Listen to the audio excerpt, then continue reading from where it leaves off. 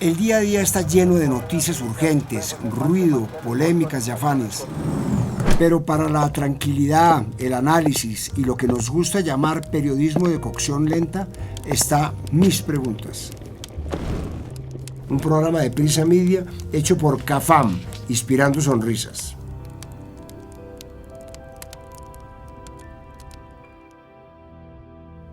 Hoy Colombia vive una nueva jornada electoral. Ya sabemos todo lo que debíamos saber sobre los candidatos, pero hoy es el día de los transportadores, vendedores de tamales y otros negocios. ¿Qué dinámicas se suceden en un día como hoy? ¿Cuáles son los negocios a los que mejor les va en campaña? Para este capítulo hablamos con Lucy Araque, editora política del diario La Opinión, con Tulio Ángel, presidente de Asomedios, Isabel Salazar, directora del Conserje, y Camilo Ospina, presidente de la Junta Directiva de Asobares. Soy Roberto Pombo. Bienvenidos a Mis Preguntas. Los domingos son mi día favorito. Creo que tienen una personalidad muy marcada. Son días tranquilos que invitan a que la familia se reúna, a estar más tiempo en pijama. Son días que no tienen un horario tan estricto, en los que uno puede ser indulgente y dejar el celular a un lado y quitarle la atención exigente que requiere entre semana.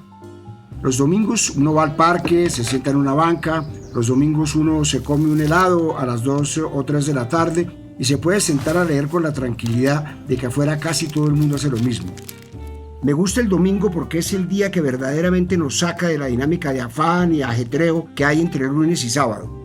Me gustan los domingos porque los almuerzos pueden durar 2 o 3 horas sin trabajo al final esperando para interrumpir ese sagrado derecho a la digestión pausada y serena.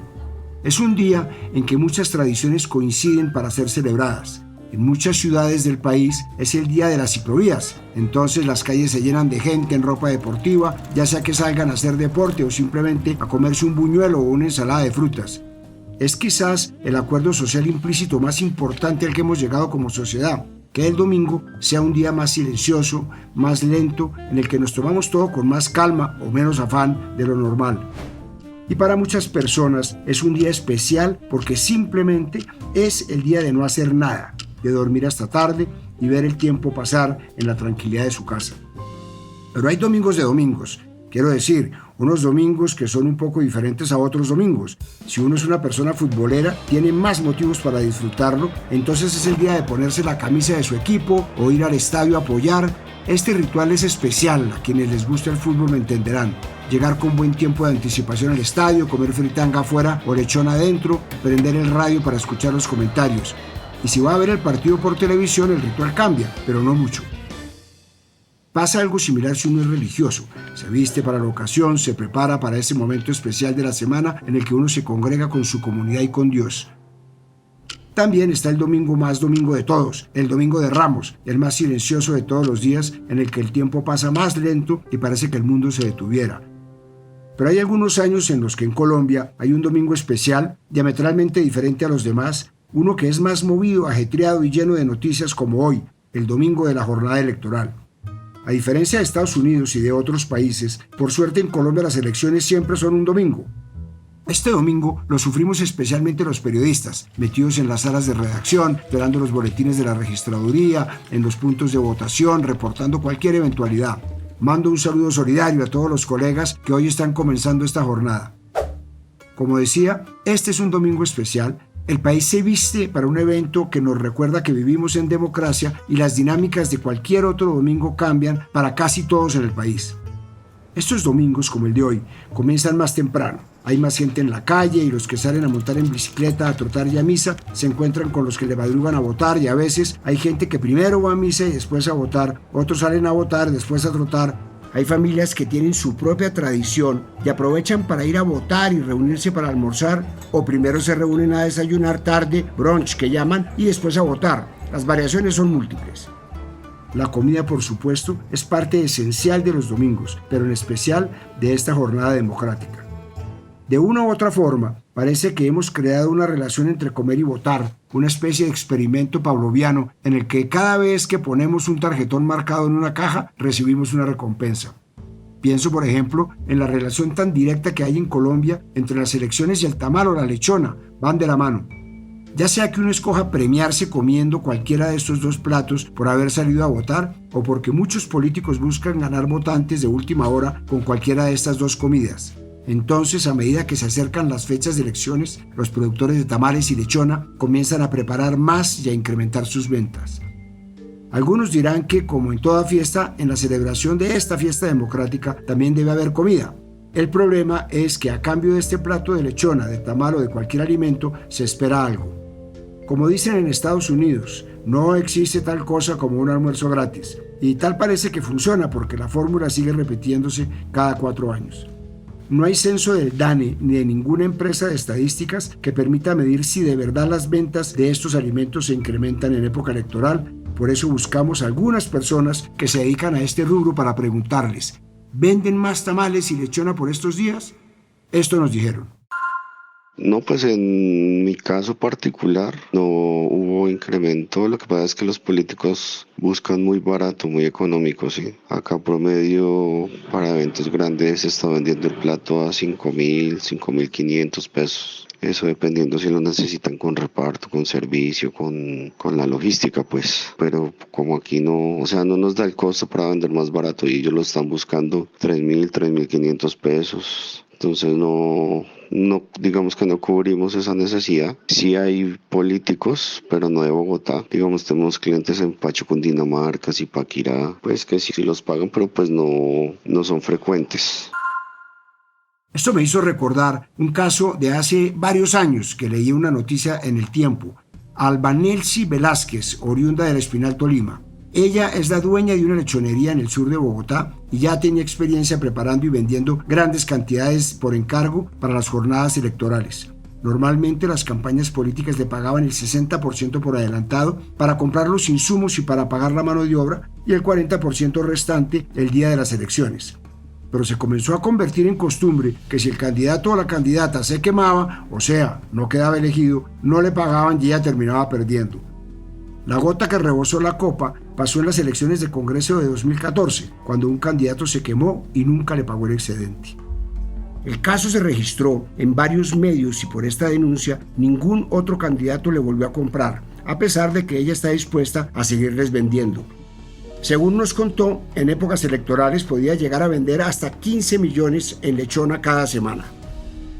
En la jornada electoral de primera vuelta presidencial que ocurrió el año pasado, el tamal fue protagonista de una polémica política. El entonces candidato al Congreso, David Racero, comenzó una campaña con un video en el que se veía a una mujer en un mitin político del candidato presidencial, Federico Gutiérrez, en el que repartían tamal a los asistentes. Tranquila, reciba. El voto secretoski.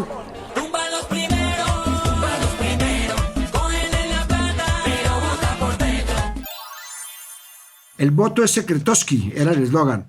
El entonces candidato presidencial, Gustavo Petro, también le pidió a sus seguidores que recibieran el tamal de otros candidatos, pero que votaran por él, ya que el voto es secreto.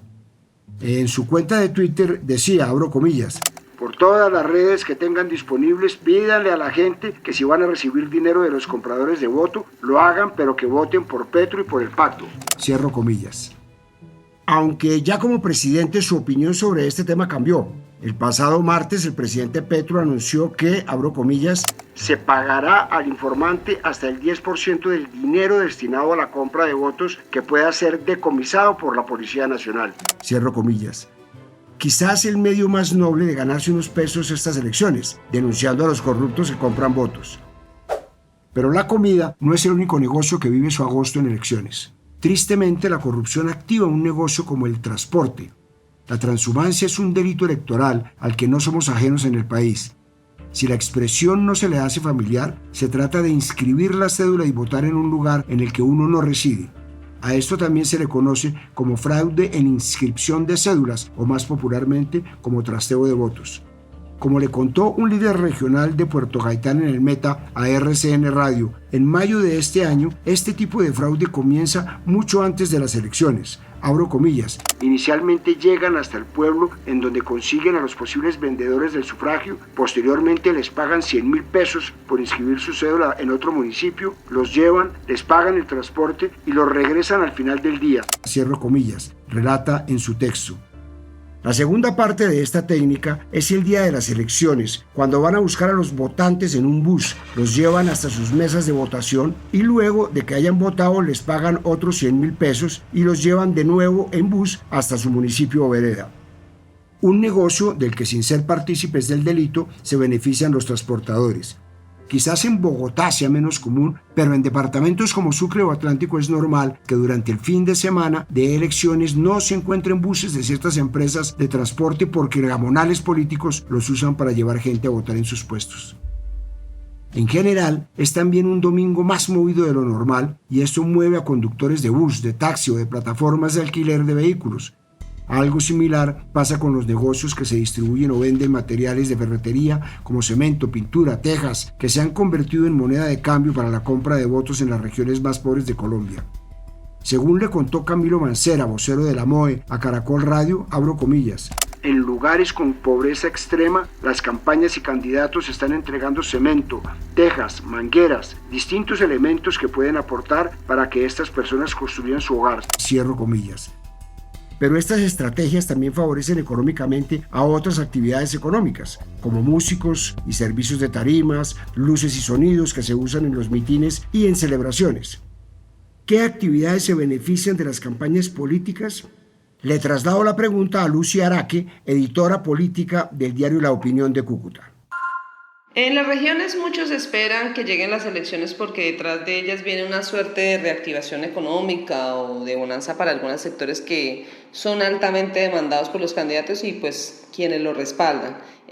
Las agencias de publicidad, por ejemplo, las empresas que manejan eventos, los que prestan sonido, las minitecas, los que alquilan sillas, los distribuidores de pasabocas, de bebidas, hasta los animadores, como quien dice, se cotizan al alza por estos días y aprovechan para hacer su agosto.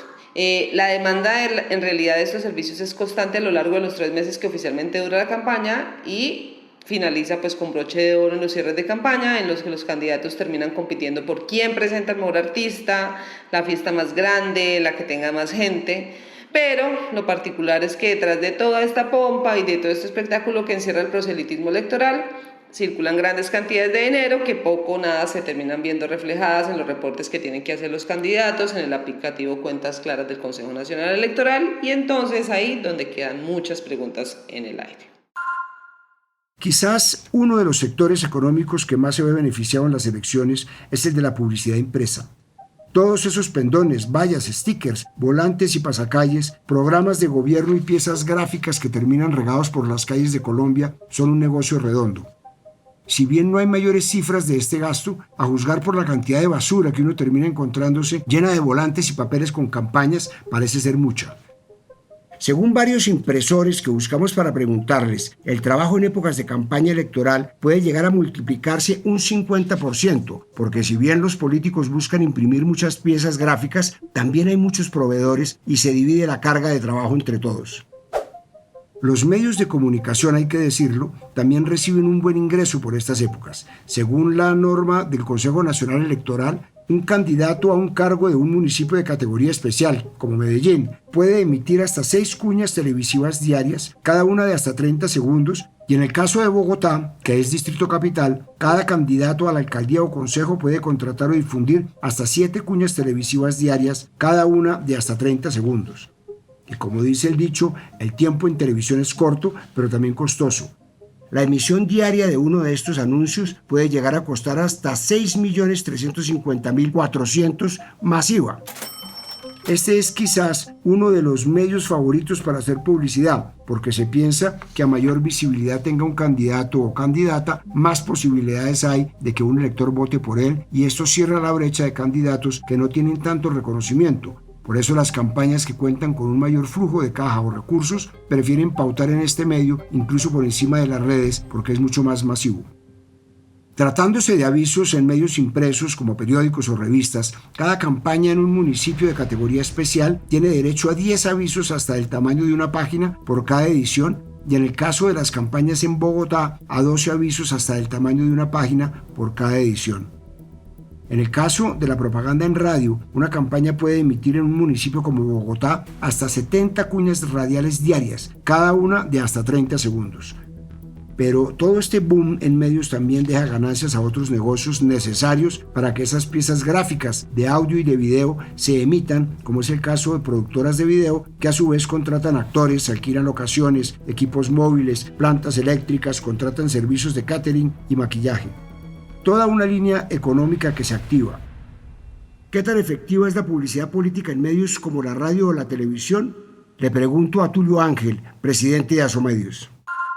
Hablar de la efectividad de los medios de comunicación de radio y televisión, no solo para las campañas políticas, sino para la publicidad en general, pues es todo. O sea, los medios tradicionales, llámese televisión, llámese radio, llámese publicidad exterior visual, pues es un alcance ilimitado. Finalmente, por eso siguen siendo el prototipo de los anunciantes en Colombia. Las grandes marcas anuncian, las grandes transnacionales anuncian en medios tradicionales. No desconozco que hoy día existe la publicidad digital, pero la penetración del digital, la cobertura del digital es menor, aunque obviamente es un fenómeno también que existe en el mundo que no se puede desconocer. Pero el alcance de la televisión y de la radio a nivel nacional es de un cubrimiento impresionantemente grande. Podremos hablar realmente de alcance y frecuencia que es muy, muy significativo, y por eso la clase política y los partidos políticos y los candidatos recurren a la misma, lo mismo que recurren a la misma las grandes marcas, llámese transnacionales o nacionales de un producto. Realmente cuando usted está vendiendo candidatos, está vendiendo a la gente un producto, como cuando usted vende jabones o cuando vende pañales o cuando vende cualquier producto de masivo de consumo popular. El gremio de las vallas publicitarias también es uno de los grandes ganadores durante la campaña electoral. Según lo estipula el Consejo Nacional Electoral, las campañas del Distrito de Bogotá pueden pautar hasta en 30 vallas y en una ciudad como Cali hasta 20 vallas. Contrario a lo que se piensa, es un medio de mucha vigencia, y esto lo demuestra la cantidad de dinero que gastan los partidos y campañas políticas en este tipo de publicidad. Este es quizás uno de los medios que más causa polémica, porque es donde se publican mensajes que prenden el debate en plena vía pública. Cuando uno va en transporte público al trabajo o en el carro de vuelta a casa, ahí están, las vemos sin que hayan pedido permiso. Ricardo Echeverry, CEO y fundador de Icomedios, una de las empresas más grandes de publicidad exterior, le dijo a Forbes que para el tema electoral es como el gran año de los valleros. Según le contó Echeverry a ese medio, en la campaña presidencial del año pasado tuvieron 2 meses con todas las vallas ocupadas y el alquiler de cada una puede costar entre 6 y 8 millones de pesos, pero el precio puede llegar hasta 25 millones en sitios estratégicos. Según las cifras de Asomedios, en enero de 2022 la publicidad electoral creció 121%, mientras que en 2021 se registraron ventas por 6.106 millones de pesos y en 2022 el dato llegó a los casi 13.500 millones, un negocio millonario sin duda. Aunque más bien recientemente, las tácticas para hacer campaña han cambiado con la aparición y la masificación de las redes sociales que cambiaron el mundo para siempre, pero en especial el mundo de la política. Ya le hemos dedicado varios capítulos a las fake news, al rol de las redes sociales para hacer campaña, etc. Pero más allá de esto, también abrieron la puerta para una nueva rama de negocios, las agencias agregadoras de contenido que se encargan de pautar la publicidad política en Internet y en redes sociales. Desde 2020, la Sala Plena del Consejo Nacional Electoral decidió cambiar la doctrina electoral en lo que se refiere a redes sociales y determinó que el uso de estas para la promoción de candidaturas sí será considerado como publicidad y propaganda política. Es decir, que al igual que con la publicidad que se emite en televisión, radio, revistas y periódicos, la que se publica en plataformas como X, antes Twitter, Facebook, Instagram, tiene unas pautas como por ejemplo que no se puede hacer proselitismo a través de estas redes 60 días antes del día de la votación. Esto se decidió teniendo en cuenta que, abro comillas, las redes sociales constituyen una de las principales estrategias del marketing político digital debido a su bajo costo comparado con los medios masivos tradicionales, el constante aumento de usuarios, su facilidad en la medición y respuesta que recibe de los ciudadanos, la posibilidad de segmentar y perfilar la población según los intereses de cada candidato y de su organización política, y llevar los mensajes más directos a los potenciales electores según sus características socioeconómicas, ideológicas o gustos. Cierro comillas. Así lo indicó la resolución. Sin embargo, parece haber un vacío legal para medir el gasto que hacen las diferentes campañas en este medio. Según cita El Espectador a Alejandra Barrios, directora de la Misión de Observación Electoral, abro comillas, no hay posibilidad de saber cuánto gastan los candidatos en redes sociales. En nuestro tercer informe sobre la Comisión de Seguimiento Electoral expusimos, por ejemplo, que había candidatos que aparecían con 0 pesos en gastos, pero aparecían con recursos gastados en la plataforma Meta. Cierro comillas. Esto pasa porque plataformas como TikTok o X no tienen datos abiertos para conocer esta información. Solo Meta, empresa dueña de Facebook e Instagram, permite acceder a este tipo de datos. ¿Qué tan efectiva es la relación costo-beneficio de pautar para una campaña política en redes sociales? Le hago la pregunta a Isabel Salazar, directora del Conserje. Claro que es muy efectiva esa relación costo-beneficio cuando haces una pauta en redes sociales para cualquier campaña, para cualquier producto, pero por supuesto para una campaña política funciona muy bien. ¿Y por qué? La pauta digital tiene muchas ventajas sobre la pauta tradicional. Lo primero es que te permite segmentar muy bien a tu público objetivo. Si tienes un candidato con muchas propuestas de diferentes tipos, tú puedes decir qué mensaje le quieres entregar a qué tipo de audiencias. Por ejemplo, vas a hablar de una propuesta enfocada a los jóvenes en educación o en transporte público, seguridad en zonas que ellos habitan y demás.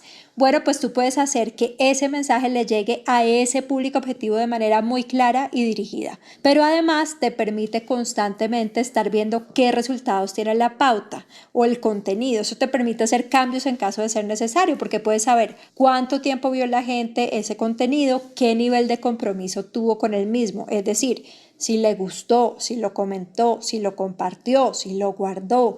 Eso te va dando mucha información. Cuando vemos que hay un público que está comprometido, que tiene afinidad por el candidato, pues también lo puedes seguir atrayendo y seguirle mandando más información. Eso nosotros lo llamamos una lista de remarketing. Es decir, una persona que ya mostró que tiene interés, vamos a seguirle mostrando todas las propuestas que tiene el candidato porque sabemos que seguramente es una persona que va a seguir compartiendo este contenido y ayudándonos a que se difunda mucho más. Y como si fuera poco, el valor por impresión, es decir, lo que tú pagas cada vez que una persona es impactada por el mensaje que ha pasado por la pauta, es mucho menor que lo que puedes pagar por una pauta tradicional.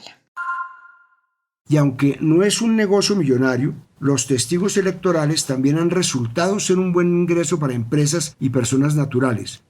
Según la registraduría, un testigo electoral es un veedor que puede ser designado por un partido político, movimiento, grupo significativo de ciudadanos que inscribieron candidatos y quienes durante los comicios ejercerán una función pública transitoria.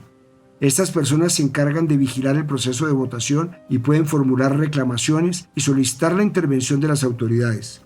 En muchas ocasiones, estos testigos son voluntarios de las campañas, pero hay ocasiones en las que se pueden pagar desde 30,000 hasta 250,000 pesos por día de trabajo y estos gastos también deben ser reportados en los gastos de la campaña.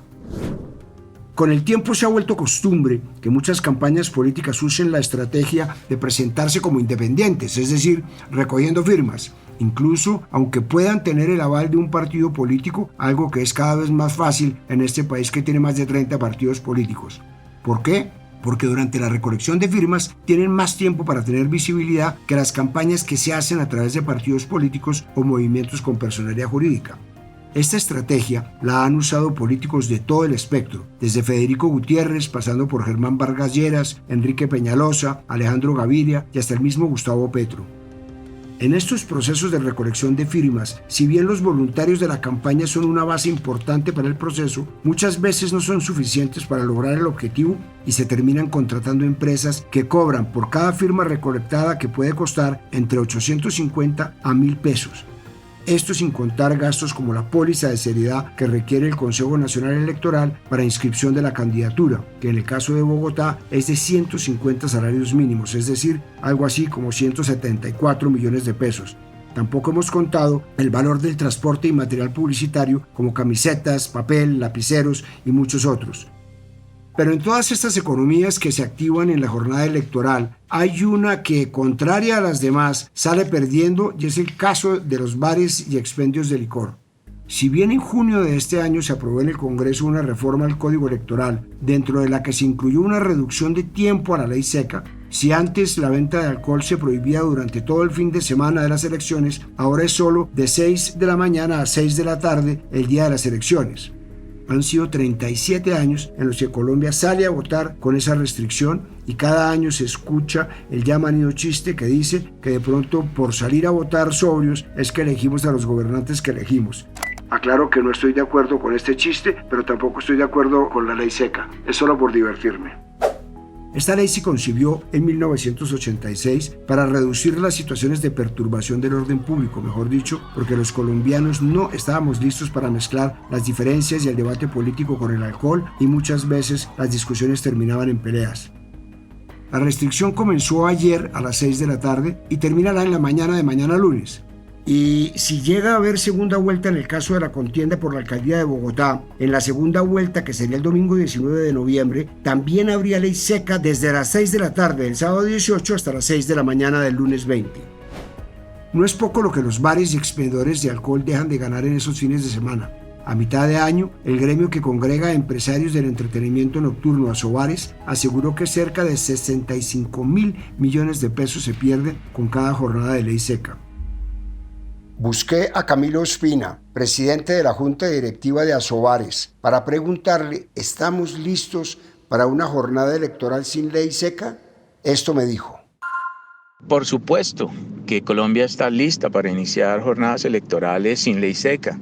No puede ser que seamos de los pocos países abiertamente democráticos que ejercemos nuestro derecho en libertad con ley seca. Y parte de eso, de esos avances en esta materia, es que el Congreso este año, el Congreso de la República en pleno, con votaciones mayoritarias, redujeron en esa reforma al Código Electoral, redujeron la ley seca por motivos electorales, única y exclusivamente para el día de elecciones entre 6 de la mañana y 6 de la tarde. Recordemos que el artículo 206 del antiguo Código Electoral la establecía e iniciaba desde las 6 de la tarde del sábado hasta las 6 de la mañana del lunes. Eso es un avance. Pero tenemos que seguir avanzando y por eso decimos que Colombia sí está lista para iniciar jornadas electorales sin leyes secas y que en temas puntuales, por motivos de orden público, pues como es la potestad constitucional, los alcaldes, gobernadores puedan ejercer algún tipo de prohibición siempre y cuando cumplan las 3 condiciones para establecer una ley seca: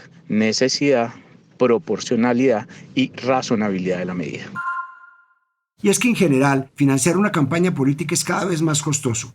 Según el índice de costos electorales hecho por el DANE, una medición que tiene como objetivo medir la variación anual de los costos de bienes y servicios que forman parte de la estructura de costos de las campañas electorales, la variación de 2022 fue de 12,23% comparado con la de 2021. Ni las dinámicas electorales se salvan de la inflación.